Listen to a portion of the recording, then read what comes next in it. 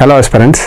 நம்ம சென்டமப் சார்பாக பார்த்தீங்கன்னா உங்களுக்கு இந்த கரண்ட் அஃபேர்ஸில் இருக்கக்கூடிய இம்பார்ட்டன்ட் நியூஸ் எடுத்து இந்த லாஸ்ட் 1 வீக்கில் நடந்த இம்பார்ட்டன்ட் நியூஸ் எல்லாம் எடுத்து அதை டீட்டெயிலாக ஒரு அனலிசிஸாக உங்களுக்கு கொடுக்கலாம் அப்படின்ற மாதிரி ஒரு சீரிஸ் நம்ம ஸ்டார்ட் பண்ணியிருக்கோம்.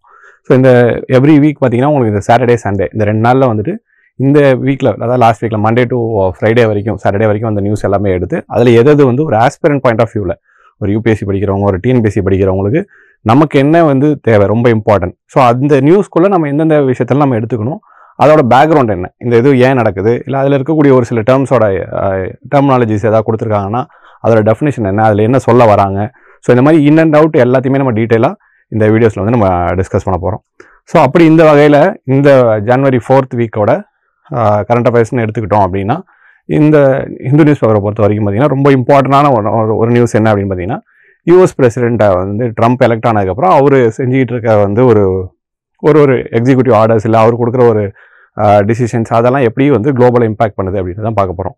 ஸோ அந்த வகையில் ஃபஸ்ட்டு நியூஸ் என்ன அப்படின்னு பார்த்தீங்கன்னா யூஎஸ் பிரசிடெண்ட் என்ன பண்ணியிருக்காரு அப்படின்னு பார்த்தீங்கன்னா பாரிஸ் அக்ரிமெண்ட்டில் இருந்துட்டு வித்ட்ரா பண்ணுறதுக்கான ஒரு இதை சைன் பண்ணியிருக்காரு. ஓகேவா? ஸோ பாரிஸ் அக்ரிமெண்ட்டில் இருந்துட்டு யுனைடெட் ஸ்டேட்ஸ் வந்து அஃபிஷியலாக வந்து நாங்கள் வித்ட்ரா பண்ணுறோம், இந்த அக்ரிமெண்ட்டில் இனிமேல் நாங்கள் கண்டினியூ பண்ண மாட்டோம் அப்படின்ற மாதிரி வந்து அவர் சொல்லியிருக்காரு. ஸோ ஃபஸ்ட்டு பாரிஸ் அக்ரிமெண்ட்னா என்ன அப்படின்னு நமக்கு தெரிஞ்சால் தான் பாரிஸ் அக்ரிமெண்ட்னா என்ன, அது எதுக்காக கொண்டு வரப்பட்டாங்க, ஸோ அதில் இருக்கக்கூடிய பேக்ரவுண்ட் எல்லா விஷயமும் நமக்கு தெரிஞ்சால் தான் அவர் ஏன் வெளில போகிறாரு, அதோட இம்பாக்ட் என்னன்னு நமக்கு தெரியும் இல்லையா. ஸோ அப்போது அந்த வகையில் பாரிஸ் அக்ரிமெண்ட் அப்படின்னு எடுத்துக்கிட்டோம் அப்படின்னா இந்த பாரிஸ் அக்ரிமெண்ட்றது 2015 கொண்டு வரப்பட்ட ஒரு லீகலி பைண்டிங் ட்ரீட்டி. ஓகேவா?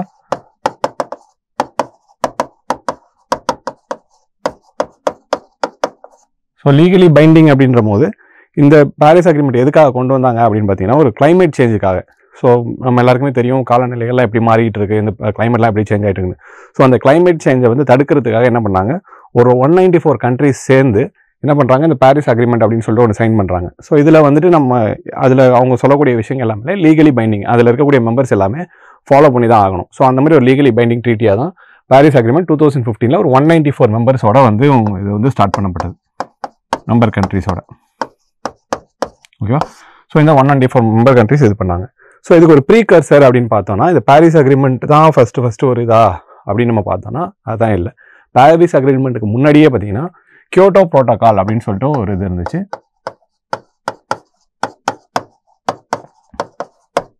ஸோ அந்த கியோட்டோ புரோட்டோகால் அப்படின்றதுமே ஒரு இன்டர்நேஷனல் கன்வென்ஷன், ஒரு அக்ரிமெண்ட் மாதிரி தான். அதுவுமே பார்த்தீங்கன்னா இந்த கிளைமேட் சேஞ்ச் ரிலேட்டடாக அதை ஃபைட் பண்ணுறதுக்காக எல்லா கண்ட்ரிஸும் சேர்ந்து இது பண்ணுறது தான். ஸோ அதை இன்னும் வந்து ஒரு என்ஹான்ஸ் பண்ணணும், அந்த கியோட்டோ புரோட்டோகாலோட அப்ஜெக்டிவ்ஸ் வந்து இன்னும் நம்ம ஃபாஸ்ட்டாக முடிக்கணும், கம்ப்ளீட் பண்ணணும் அப்படின்றதுக்காக தான் என்ன பண்ணுறாங்க அப்படின்னு பார்த்தீங்கன்னா எல்லா பார்ட்டிஸும், அதாவது எல்லா மெம்பர் கண்ட்ரிஸும் சேர்ந்து 2015 இந்த பாரிஸ் அக்ரிமெண்ட்டை சைன் பண்ணுறாங்க. இந்த பாரிஸ் அக்ரிமெண்ட்டை நம்ம கான்ஃபரன்ஸ் ஆஃப் பார்ட்டிஸ் 21 அப்படின்னு கூட சொல்லுவோம். ஏன்னா இந்த மெம்பர்ஸ் எல்லாமே 21வது மீட்டிங்கில் வந்து இதை என்டோஸ் பண்ணுறதுனால என்ன பண்ணுறாங்க அப்படின்னா இதை கான்ஃபரன்ஸ் ஆஃப் பார்ட்டிஸ் 21 அப்படின்னும் மென்ஷன் பண்ணுவாங்க. ஸோ அப்போ இதுதான் இந்த பாரிஸ் அக்ரிமெண்ட். ஸோ இந்த பாரிஸ் அக்ரிமெண்ட்டோடைய ஒரு அப்ஜெக்டிவ் என்ன, அதோட கோல் என்ன அப்படின்னு பார்த்தீங்கன்னா இந்த கிளைமேட் சேஞ்சை தடுக்கிறது தான். ஸோ கிளைமேட் சேஞ்சை தடுக்கணும்னா ஏதோ ஒரு ஃபேக்டர் இருக்கணும் இல்லையா. ஸோ ஏதோ ஒரு அவங்களுக்குன்னு ஒரு கோல் இருக்கணும், அந்த கிளைமேட் சேஞ்சை தடுக்கணும்னா எதை வச்சு தடுக்கணும்னு ஒன்று இருக்கு இல்லையா. ஸோ அப்போ அவங்க என்ன சொல்கிறாங்க அப்படின்னு கேட்டிங்கன்னா இந்த ஓவரால் இந்த பாரிஸ் அக்ரிமெண்ட்டோட ஒரு கோலே இல்லை அப்ஜெக்டிவே என்ன அப்படின்னா இப்போ இருக்கக்கூடிய டெம்பரேச்சர் ரைஸ் இருக்கு இல்லையா. ஸோ டெம்பரேச்சர் ரைஸை 2 டிகிரி செல்சியஸ்க்குள்ளே வந்து கண்ட்ரோல் பண்ணணும் அப்படின்னு சொல்லியிருக்காங்க.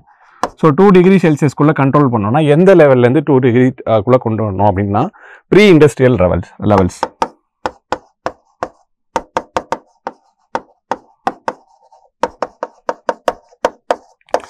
ஸோ இந்த ப்ரீ இண்டஸ்ட்ரி லெவல்ஸ் அப்படின்றது என்ன அப்படின்னு பார்த்தீங்கன்னா ஒரு 1850s to ஒரு 1900s. ஸோ இந்த டைம் பீரியடில் தான் பார்த்தீங்கன்னா உங்களுக்கு இந்த இண்டஸ்ட்ரியல் ரெவல்யூஷன் இதெல்லாமே இந்த மிஷினரிஸ் இது எல்லாமே வந்து ஹெவியாக நடக்க ஆரம்பிச்சு.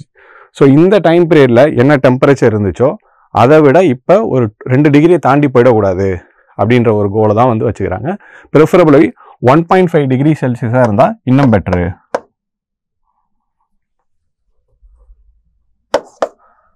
ஸோ ப்ரிஃபரபிளி என்ன சொல்கிறாங்க, 1.5 டிகிரி செல்சியஸ்க்குள்ளே இருந்தால் அந்த டெம்பரேச்சர் ரைஸ் ஆகாமல் இருந்தால் இன்னும் பெட்டர் அப்படின்ற மாதிரி சொல்கிறாங்க. ஸோ இதுதான் இந்த பாரிஸ் கிளைமேட் அக்ரிமெண்ட்டோடைய ஒரு அப்ஜெக்டிவ். ஸோ அப்ஜெக்டிவ்னு சொல்லிட்டாங்க. எல்லா மெம்பர் கண்ட்ரிஸும் இதை எப்படி ரீச் பண்ண போகிறாங்க அப்படின்னு பார்த்தீங்கன்னா அங்கே தான் என்ன பண்ணுறாங்க, நேஷ்னலி டெவலப்டு கான்ட்ரிபியூஷன்ஸ் NDCன்னு சொல்லுவாங்க. ஓகேவா? So nationally determined contributions. So இந்த நேஷ்னலி டிட்டர்மின்டு கான்ட்ரிபியூஷன்ஸ் அப்படின்னா என்ன அப்படின்னு பார்த்தீங்கன்னா ஒரு கண்ட்ரிஸும் வாலண்டராக வந்து ஒரு பிளட்ஜ் பண்ணும். ஸோ நான் வந்து என்னோட கோல்ஸ் வந்து இந்த கிளைமேட் சேஞ்சை தடுக்கிறதுக்காக என்னோட கோல்ஸ் அப்படின்னு பார்த்தீங்கன்னா இந்தியா வந்து ஒரு என்டிசி அவங்க வந்து அவங்க ஒரு கோல் இது வந்து கோலை வந்து சொல்லணும். அதுமாதிரி மெம்பர் கண்ட்ரிஸ் எல்லாருமே பார்த்தீங்கன்னா வாலண்டரியா இந்த ஆர்கனைசேஷன் இந்த அக்ரிமெண்ட் அந்த பாரிஸ் அக்ரிமெண்ட் வந்து அவங்களுக்கு செட் பண்ணுறதை விட நீங்களே எடுத்துடுவாங்க உங்கள் கோல்ஸை நீங்கள் என்ன டார்கெட் இது பண்ண போகிறீங்க, உங்களோட பங்கு எப்படி இந்த கிளைமேட் சேஞ்சில் தடுக்க போகிறீங்க அப்படின்றதுக்காக என்ன பண்ணுறாங்க அப்படின்னு கேட்டிங்கன்னா இந்த பாரிஸ் அக்ரிமெண்ட்டில் நீங்களே சொல்லுங்கன்னு வாலண்டராக கண்ட்ரீஸில் சொல்லும்போது இந்த வாலண்டராக அந்த கண்ட்ரீஸ் வந்து சொல்லக்கூடிய விஷயத்தை தான் வந்து நேஷனலி டிட்டர்மின்டு கான்ட்ரிபியூஷன்ஸ் அப்படின்னு சொல்லுவோம். இப்போ இந்த கான்ட்ரிபியூஷனில் தான் பார்த்தீங்கன்னா இந்தியாவை பொறுத்த வரைக்கும் என்னென்ன சொல்லியிருக்காங்கன்னா நாங்கள் ஜிடிபி வேல்யூவில் ஆல்மோஸ்ட் ஒரு 30% வந்து எங்களோட எமிஷன்ஸை குறைப்போம். அதேமாதிரி பார்த்தீங்கன்னா ரினியூவபிள் எனர்ஜியோட இன்ஸ்டாலேஷன் கெப்பாசிட்டி வந்து ஒரு 170 ஜிகாவாட்ஸாக மாற்றுவோம், அது மீன் இன்க்ரீஸ் பண்ணுவோம். அதேமாதிரி பார்த்தீங்கன்னா நாங்கள் ஃபாசில் ஃபியூலை வந்து எலிமினேட் பண்ணுவோம் கொஞ்சம் கொஞ்சமாக, ஃபுல் அண்ட் ஃபுல்லாக ஹைப்ரிட் அண்ட் எலக்ட்ரிக் வெஹிக்கிள்ஸ்க்கு மாறுறோம், சோலார் எலக்ட்ரிசிட்டியை வந்து ப்ரமோட் பண்ணுறோம்.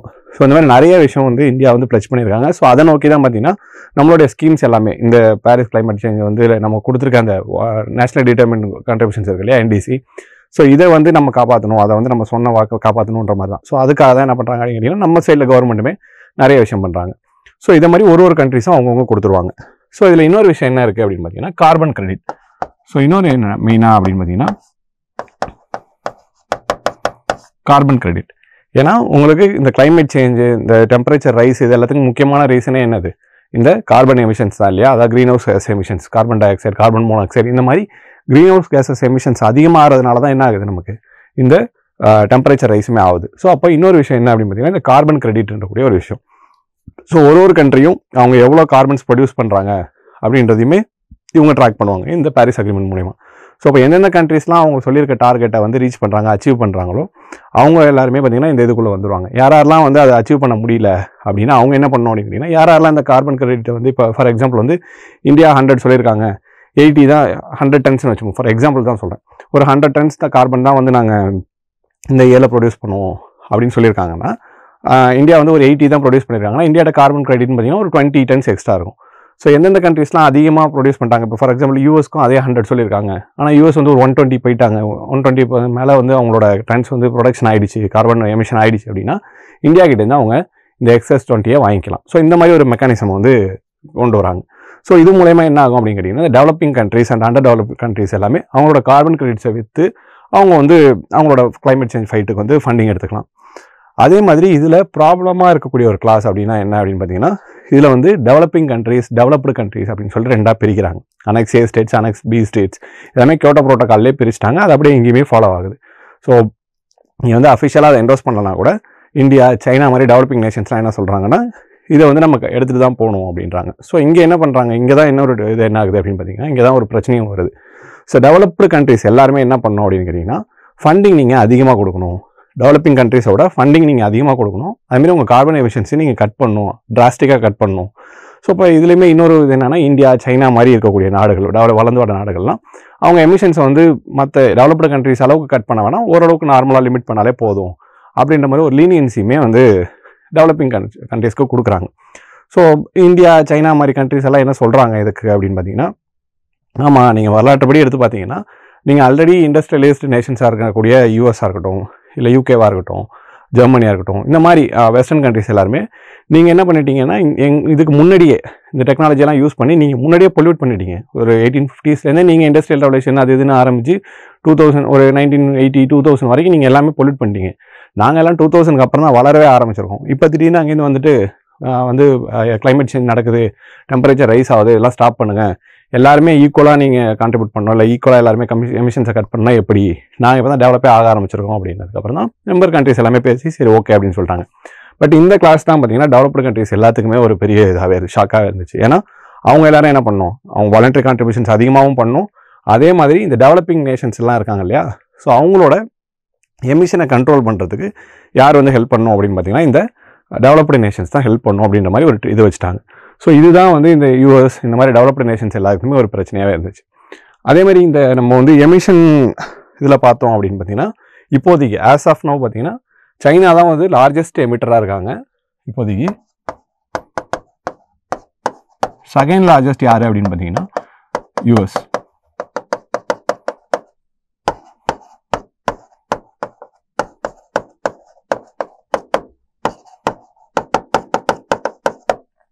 ஸோ இங்கே இன்னொரு பிரச்சனை என்ன ஆகுது அப்படின்னு பார்த்தீங்கன்னா, ஈவன் தோ சைனா தான் லார்ஜஸ்ட் எமிட்டராக இருந்தால் கூட யூஎஸ் கொடுக்குற அளவுக்கு ஒரு ஃபண்டிங்கோ இல்லை யூஎஸ் பே பண்ணுற அளவுக்கு ஒரு ப்ரைஸை வந்து சைனா இதில் பே பண்ணுறது இல்லை.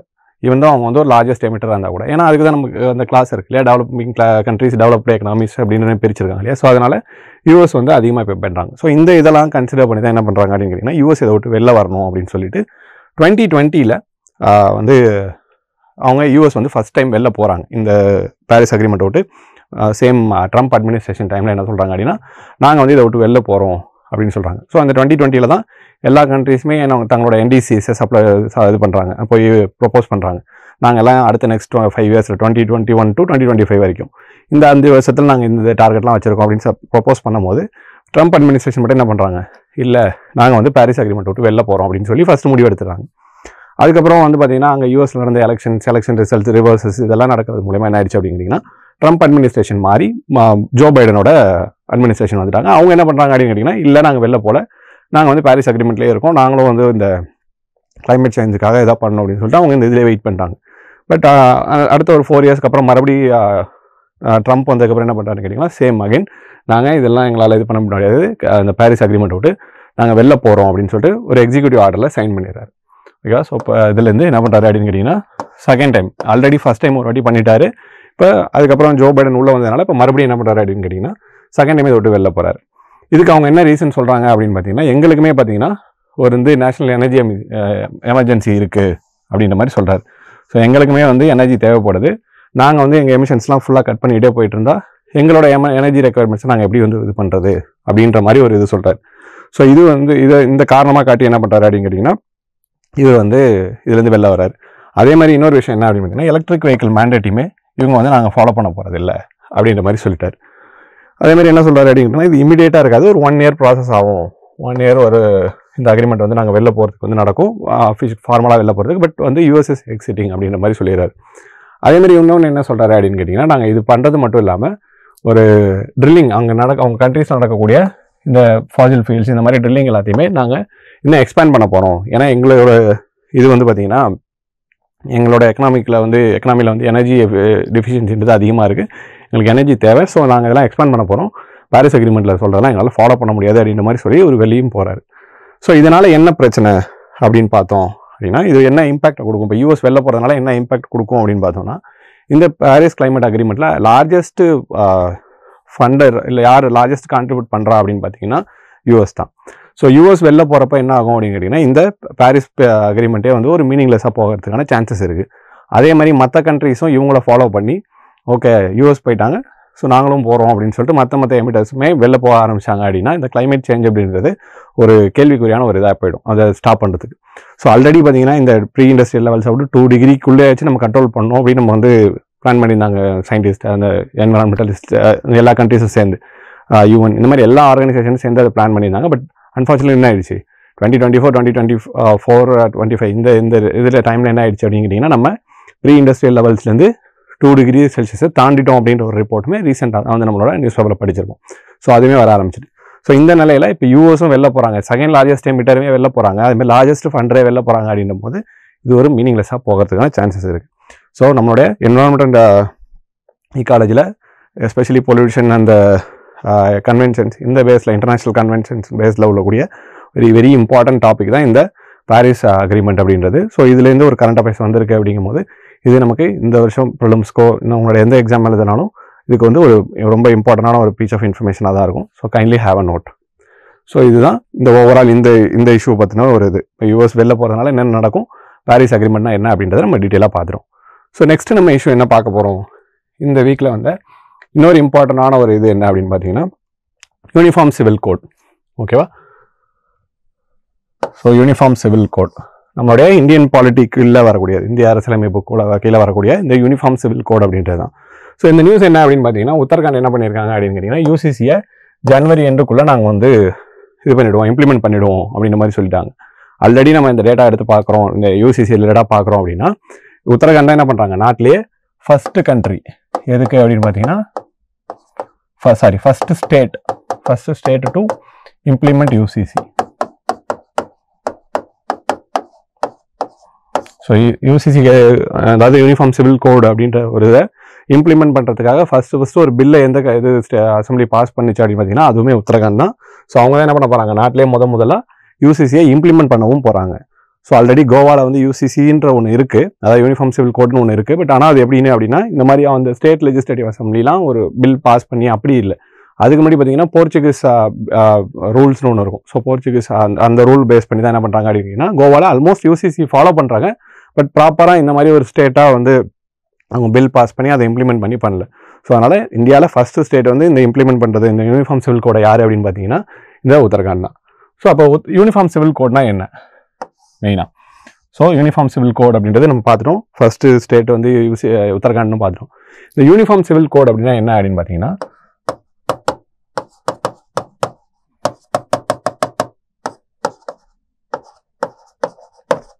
ஸோ ஒரு ஸ்டேட்டுக்குள்ள ஒரு single personal law for all religions. இப்போது கரண்ட்டாக இப்போ ஒரு ஸ்டேட்லையுமே எப்படி இருக்கும், இல்லை இந்தியா ஃபுல்லாக எப்படி இருக்கும் அப்படின்னு பார்த்தீங்கன்னா பர்சனல் லாஸ்ன்றது ஒரு ரிலீஜனுக்கு ஏற்ற மாதிரி மாறி இருக்கும். ஃபார் எக்ஸாம்பிள் வந்து ஹிந்துவில் வந்து ஒரு டிவோர்ஸ் வந்து வேறு மாதிரி ஒரு ப்ரொசீஜர் ஃபாலோ பண்ணுவாங்க. முஸ்லீமில் வந்து தலாக் அந்த ட்ரிபிள் தலாக் இருக்கு இல்லையா, ஸோ அதை மாதிரி ஃபாலோ பண்ணுவாங்க. அதேமாதிரி இன்ஹெரிட்டன்ஸ் வந்து நம்மளோட சொத்து வந்து அடுத்து நம்ம வாரிசுக்கு போகிறது அதுவுமே பார்த்தீங்கன்னா முஸ்லீம்ஸில் வேறு மாதிரி இருக்கும், ஹிந்துஸில் வேறு மாதிரி இருக்கும். ஸோ இந்த மாதிரி நிறைய பர்சனல் லாஸ் எல்லாமே பார்த்தீங்கன்னா ஹிந்துஸ்க்கு ஒரு மாதிரி, முஸ்லீம்ஸ்க்கு ஒரு மாதிரி, அந்தந்த கம்யூனிட்டிக்கு அந்தந்த கம்யூனிட்டியாக ரிலீஜனுக்கு ஏற்ற மாதிரி என்ன பண்ணோம் அப்படின்னு கேட்டிங்கன்னா இந்தியாவில் டிஃப்ரெண்ட்டாக இருந்துகிட்டே இருக்கும். ஸோ இந்த யூனிஃபார்ம் சிவில் கோட் அப்படின்றது என்ன அப்படின்னு பார்த்தீங்கன்னா single personal law for all religions. ஓகேவா?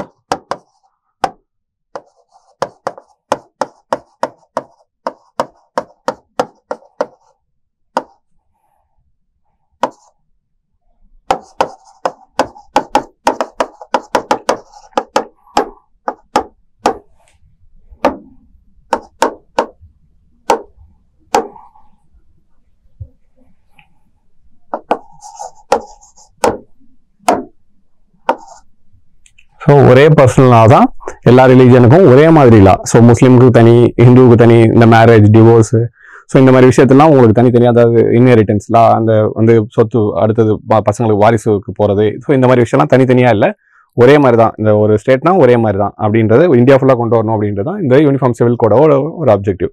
ஸோ இந்த யூனிஃபார்ம் சிவில் கோடை பொறுத்த வரைக்கும் இந்த இப்போ உத்தரகாண்ட் தான் ஃபர்ஸ்ட் இதை கொண்டு வந்திருக்காங்க அப்படின்னு நம்ம பார்த்தோம். ஆனால் இந்த ஒரு யூனிஃபார்ம் சிவில் கோட் அப்படின்றது நம்முடைய இந்தியன் கான்ஸ்டியூஷன், அதாவது இந்திய அரசியலமைப்பிலேயே ஆல்ரெடி மென்ஷன் பண்ணியிருக்காங்க. அது எங்கே அப்படின்னு பார்த்தீங்கன்னா article 44th article directive principles of state policy டிபிஎஸ்பிக்கு உள்ள கீழே இந்த ஆர்டிகலை வந்து யூனிஃபார்ம் சிவில் கோடை வந்து பிளேஸ் பண்ணியிருக்காங்க. ஸோ இது வந்து ஒரு லிபரல் இன்டெலெக்சுவல் பிரின்சிபல் அப்படின்னு டிபிஎஸ்பி அப்படின்னு சொல்லுவோம். ஸோ இதில் என்ன சொல்கிறாங்க அப்படின்னு கேட்டிங்கன்னா இந்த டிபிஎஸ்பியை வந்து அந்த காலத்திலே வைக்கிறதுக்கான காரணம் என்ன அப்படின்னு பார்த்தீங்கன்னா ஸோ நம்மளோட இந்தியன் கான்ஸ்டியூஷன் எழுதும் போது டிராஃப்டிங் கமிட்டியில் இந்த ஃபண்டமெண்டல் ரைட்ஸை வந்து டிராஃப்ட் பண்ணும்போது என்ன பண்ணுறாங்க அப்படின்னு கேட்டிங்கன்னா இந்த யூனிஃபார்ம் சிவில் கோடை பற்றின ஒரு பேச்சு வருது. ஸோ அதுக்கு வந்து பார்த்தீங்கன்னா ஒரு 2 குரூப்ஸ் வந்து இது பண்ணியிருக்காங்க. அதை வந்து ஜஸ்ட் அப்போது ஃபஸ்ட்டு இனிஷியலாக வந்து நம்மளோட கான்ஸ்டியூஷன் டிராஃப்ட் பண்ணிட்டு இருக்கும்போது என்ன பண்ணாங்க அப்படின்னு கேட்டிங்கன்னா இந்த ஃபண்டமெண்டல் ரைட்ஸை ஜஸ்டிசியபிள், நான் ஜஸ்டிசியபிள் அப்படின்னு சொல்லிட்டு பிரித்தாங்க. ஸோ அப்படி பிரிக்கும் போது நிறைய பேர் என்ன சொன்னாங்க அப்படின்னு பார்த்தீங்கன்னா இந்த யூனிஃபார்ம் சிவில் கோடை நீங்கள் வந்து ஜஸ்டிசியபிள் வைக்கணும். ஸோ ஜஸ்டிசியபிள் வச்சுருந்தா அது என்ன இருக்கும், ஃபண்டமெண்டல் ரைட்டுக்குள்ளே வந்திருக்கும். ஆனால் அதுக்கப்புறம் என்ன பண்ணாங்க அப்படின்னு கேட்டிங்கன்னா ஆஃப்டர் எல்லா டிஸ்கஷன்ஸ்க்கு அப்புறம் அதோட பாசிட்டிவ் நெகட்டிவ்ஸ் எல்லாம் பார்த்ததுக்கப்புறம் சரி ஓகே இது நம்ம வந்து நான் ஜஸ்டிசியபிள்லேயே வச்சுருவோம் அப்படின்னு ஒரு முடிவு எடுத்துட்டாங்க. அதனால தான் என்ன ஆயிடுச்சு அப்படின்னு கேட்டிங்கன்னா இந்த யூனிஃபார்ம் சிவில் கோட் அப்படின்றது டிபிஎஸ்பி கீழே போயிடுச்சு, அதாவது directive principles of state policy, இதுக்கு கீழே போயிடுச்சு. ஸோ எந்த ஒரு லாவுமே என்ன டிபிஎஸ்பி கீழே இருந்தால் தட் இஸ் நாட் லீகலி ஜஸ்டிசியபிள் இல்லை என்ஃபோர்ஸபிள் பை த கோர்ட். ஆனால் என்ன பண்ணலாம் அப்படின்னு கேட்டிங்கன்னா இந்த கவர்மெண்ட் வந்து ஒரு பாலிசி டிஃபைன் பண்ணும்போது ஒரு இது பண்ணும்போது இந்த டிபிஎஸ்பியில் இருக்கக்கூடிய அறிவுரைகளை எடுத்துக்கலாம் அப்படின்றது நம்ம எல்லாருக்கும் தெரியும். ஸோ அதனால தான் என்ன பண்ணாங்க அப்படின்னு கேட்டிங்கன்னா உத்தரகாண்ட் இந்த இதை யூஸ் பண்ணி யூசிசி அப்படின்ற பில்லையும் பாஸ் பண்ணிட்டாங்க. அதேமாதிரி நம்மளோட சுப்ரீம் கோர்ட்டுமே பார்த்தீங்கன்னா ரீசெண்டாக இதுமாரி ஒரு லாஸ்ட் 1 month கரண்ட் அஃபேர்ஸ் தான். சுப்ரீம் கோர்ட்டுமே என்ன பண்ணியிருந்தாங்க அப்படின்னு கேட்டிங்கன்னா சென்ட்ரல் கவர்மெண்ட்டை ஒரு கொஸ்டின் கேட்டிருந்தாங்க. நீங்கள் ஏன் வந்து யூனிஃபார்ம் சிவில் கோடை வந்து இம்ப்ளிமெண்ட் பண்ணுறதுக்கு எந்த ஒரு இதுவுமே எடுக்கல, ரொம்ப நாளாக சொல்லிட்டு இருக்கீங்க யூனிஃபார்ம் சிவில் கோட் வரப்போகுதுன்னு, பட் சென்ட்ரல் கவர்மெண்ட் ஏதாச்சும் ஒன்று பண்ணணும். ஸோ அந்த யூனிஃபார்ம் சிவில் கோடை வந்து எப்படியாவது கொண்டு வரணும் அப்படின்ற மாதிரி சொல்லியிருக்காங்க. அதனால தான் என்ன அப்படின்னு பார்த்தீங்கன்னா இந்த உத்தரகாண்டுமே வந்து பார்த்தீங்கன்னா இந்தியாவில் ஃபர்ஸ்ட் ஸ்டேட்டாக அதை இம்ப்ளிமெண்ட் பண்ணிட்டாங்க. ஸோ இந்த யூனிஃபார்ம் சிவில் கோட் வந்ததுனால என்ன ஆகுது அப்படின்னு கேட்டிங்கன்னா, இதில் ஒரு உத்தரகாண்ட் கேஸ் எடுத்துக்கிட்டோம் அப்படிங்கும்போது, so both Hindu, Muslims and other religions எல்லாருமே பார்த்தீங்கன்னா ஒரே லா தான் வரப்போகுது. ஆனால் இந்த உத்தரகாண்டை பொறுத்த வரைக்கும் ஒரே ஒரு எக்ஸப்ஷன் கொடுத்துருக்காங்க. யாருக்கு அப்படின்னு பார்த்தீங்கன்னா, இந்த ட்ரைபல் பீப்புளுக்கு. ஸோ அந்த ட்ரைபல் பீப்புளை பொறுத்த வரைக்கும் பார்த்தீங்கன்னா, அவங்களோட கல்ச்சர் கொஞ்சம் யூனிக்காக, டிஃப்ரெண்ட்டாக, டிஸ்டிங்டிவாக இருக்கிறதுனால என்ன பண்ணுறாங்க அப்படின்னு கேட்டிங்கன்னா, அந்த ட்ரைபல் பீப்புளை மட்டும் இந்த யூனிஃபார்ம் சிவில் கோடை விட்டு வெளில வச்சுட்டு ஆல் அதர் ரிலீஜியஸ் பீப்புள் எல்லாரையுமே என்ன பண்ணியிருக்காங்க அப்படின்னு கேட்டிங்கன்னா, இந்த யூனிஃபார்ம் சிவில் கோடுக்குள்ளே கொண்டு வந்துட்டாங்க. ஸோ இந்த கோடு வந்ததுக்கப்புறம் என்ன ஆகுது அப்படின்னு கேட்டிங்கன்னா, இந்த இந்த கோடு இம்ப்ளிமெண்ட் பண்ணுறது மூலயமா என்ன ஆகுது அப்படின்னு கேட்டிங்கன்னா, இந்த ஸ்டேட் ஃபுல்லாக இருக்கக்கூடிய எந்த மேரேஜஸ் நடந்தாலும் சரி, அதை கண்டிப்பாக ரிஜிஸ்டர் பண்ணி ஆகணும். மேரேஜாக இருந்தாலும் சரி, டிவோர்ஸாக இருந்தாலும் சரி, இது எல்லாமே வந்து ரிஜிஸ்டர் பண்ணி ஆகணும். இன்கேஸ் நீங்கள் ரிஜிஸ்டர் பண்ணல அப்படின்னா உங்களுக்கு எந்த ஒரு கவர்மெண்ட் ஃபெசிலிட்டிஸுமே கிடைக்காது அப்படின்ற மாதிரி சொல்லியிருக்காங்க. ஸோ இதுதான் இந்த சிவில் கோடை இவங்க சொல்லியிருக்கக்கூடிய கைட்லைன்ஸ். அதேமாதிரி இவங்க என்ன பண்ணியிருக்காங்க அப்படின்னு கேட்டிங்கன்னா, இந்த யூனிஃபார்ம் சிவில் கோடை இது பண்ணுறதுக்காக, ரிஜிஸ்டர் பண்ணுறதுக்காக ஒரு ஆன்லைன் போர்ட்டலுமே என்ன பண்ணியிருக்காங்கன்னா ஆரம்பிச்சிருக்காங்க. ஸோ ஆன்லைன் போர்ட்டல் எதுக்கு அப்படின்னு பார்த்தீங்கன்னா, இந்த மேரேஜாக இருக்கட்டும், டிவோர்ஸாக இருக்கட்டும், இப்போ இந்த ரைட் ஆஃப் இன்ஹெரிட்டன்ஸ்னால் சொத்து வாரிசு, அந்த சொத்து எடுத்துக்கிறது. ஸோ அந்த ரைட் ஆஃப் இன்ஹெரிட்டன்ஸாக இருக்கட்டும், ஈவன் லிவ் இன் ரிலேஷன்ஷிப்ஸ் அப்படின்றது மேரேஜ் ஆகாமல் ஒரு கப்புள்ஸ் வந்து ஒன்றா வாழ்றது. ஸோ அந்த லிவ் இன் ரிலேஷன்ஷிப்பாக இருக்கட்டும், ஒருவேளை நீங்கள் லிவ் இன் ரிலேஷன்ஷிப்பில் இருந்துட்டு அதை நீங்கள் டெர்மினேட் பண்ணுறீங்களா இருந்தாலும் சரி, இது எல்லாத்தையுமே என்ன பண்ணிடணும் அப்படின்னு சொல்லியிருக்காங்க, ரிஜிஸ்டர் பண்ணியே ஆகணும். அதுவும் அந்த ஆன்லைன் போர்ட்டலில் கொடுத்துருக்காங்க, அதிலே நீங்கள் ரிஜிஸ்டர் பண்ணி தான் ஆகணும் அப்படின்ற மாதிரி சொல்லியிருக்காங்க. இதெல்லாம் நீங்கள் பண்ணால் மட்டும்தான் என்ன பண்ண முடியும், உங்களுக்கு இந்த கவர்மெண்ட்டில் இருக்கக்கூடிய எல்லா ஸ்கீம்ஸ், இந்த பெனிஃபிட்ஸ் இது எல்லாமே உங்களுக்கு கிடைக்கும்.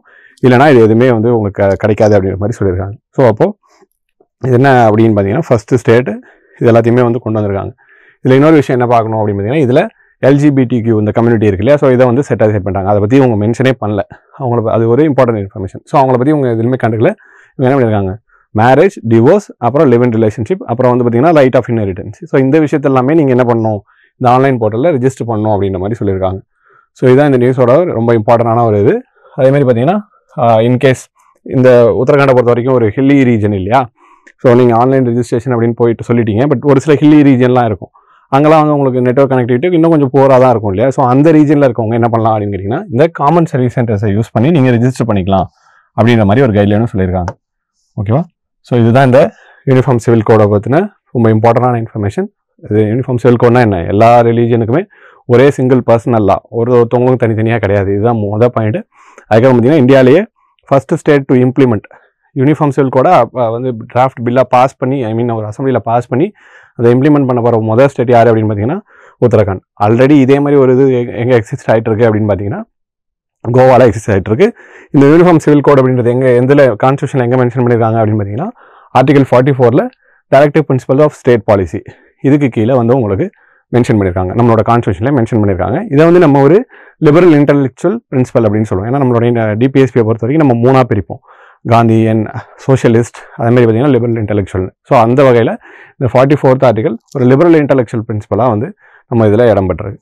ஓகேவா. ஸோ இதுதான் இந்த வாரத்தில் வந்த 2 மோஸ்ட் இம்பார்ட்டன்ட் கரண்ட் அஃபேர்ஸோடைய இன்டெப்த் அனாலிசிஸ். ஸோ இதே மாதிரி உங்களுக்கு நிறைய கரண்ட் அஃபேர்ஸ் ரிலேட்டடான வீடியோஸ் வேணும், ஸோ எல்லா நியூஸஸுமே வந்து உங்களுக்கு இன்டெப்த் அனாலிசிஸாக வேணும் அப்படின்னு நினச்சிங்கன்னா நம்மளோட சேனலை சப்ஸ்கிரைப் பண்ணிக்கோங்க. Thank you. Sendermap. You dare to dream, we care to accomplish.